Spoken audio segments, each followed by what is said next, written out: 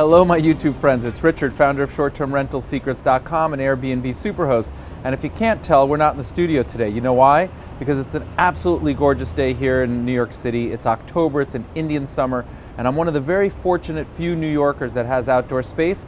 And I, like many of those same New Yorkers that have outdoor space, rarely take advantage of it. And Charles and I were inspired and we thought, you know what, let's go outside and let's film. So that's why we're here. Today's episode is about what I'm personally doing because I've got a liquidity crunch for a variety of reasons which aren't really relevant, but we get asked all the time, how do I get started? How do I get a financed mortgage? What can I do? I don't have enough money, blah, blah, blah. So rather than tell you what to do, I'm gonna let you know at the places that I'm currently looking to get deals done through this liquidity crunch. So the first thing to consider is seller financing.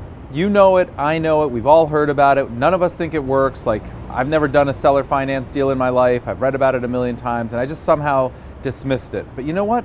Like, when push comes to shove, if it's really important, seller financing happens all the time. You just have to find the right deal and the right seller, and then convince them that you're the right buyer. So that's a different playbook that you're gonna have to work through, and I just am in the process of doing that right now really successfully.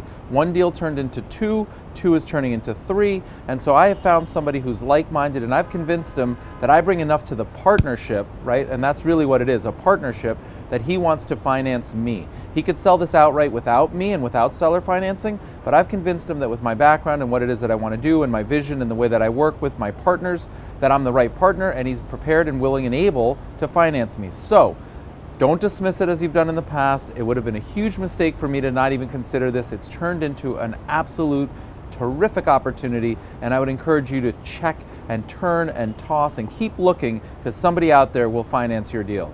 Next up is find partners, and if you don't have enough equity for one partner to make the deal happen, find two partners. If two partners isn't enough, find three partners. My point is, form a conglomerate, form a partnership.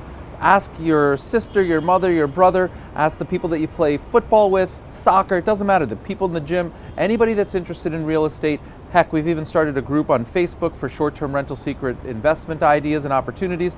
Go there, post them, I'm looking for this, or I have this opportunity. But the point is, before this, I'd never really partnered with anybody. I partnered with my ex-wife. Now I'm partnering with other people. And it's been great. It's been interesting. It's a full-time, learning curve, but it's a great opportunity. And here in the sharing economy, where we're sharing our homes with strangers and we're getting into Ubers with strangers, there's absolutely no reason that you can't partner with strangers that are like-minded to create value for both of you. The third thing is, and my lawyers and others would tell me, I must go on record as saying, I'm not a lawyer, I'm not an accountant, I can't give you financial advice, don't listen to me, but here's what I'm doing. How's that? It turns out that I had a pool of liquidity that's actually very illiquid and perfectly legal to invest in real estate, and that's my IRA.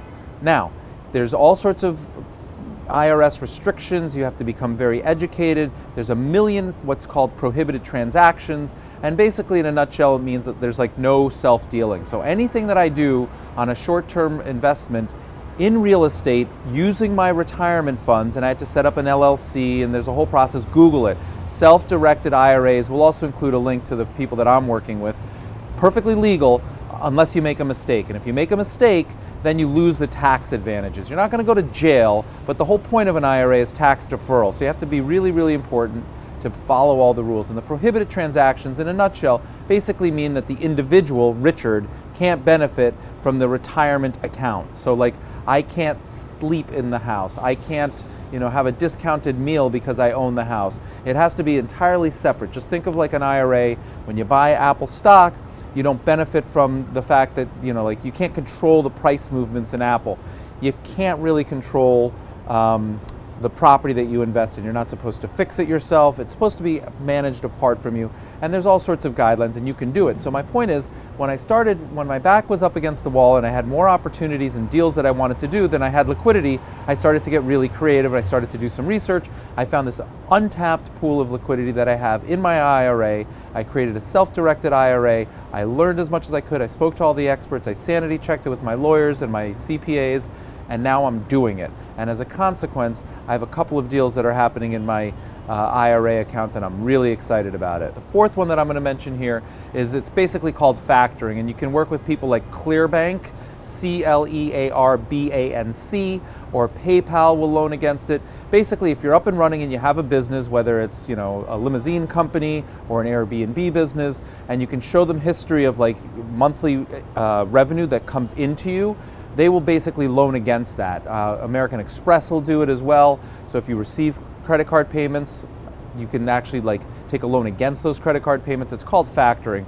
It's typically pretty expensive. It can range from 13 to 17%, but it's basically a loan against your future revenue that's coming in. And when push comes to shove, if you need that money to do your next deal, it's going to pay for itself over time. And even though it's a high interest rate, and I don't think it's necessarily the best approach, I think getting a deal done is more important than like the terms of the deal, as long as in the long run the deal itself makes sense. So I think a lot of people get stuck on like, well, I can't do this, I don't have the money, the interest rate's too high, and those are really just excuses for people to like not get started. If you really want to get a deal done, you can, and take it from me, I'm now working on more deals than I've ever done in my life, in more places, in foreign locations, in international markets, using creative financing with partners and seller financing and IRAs. I mean, who in a million years would have thought this?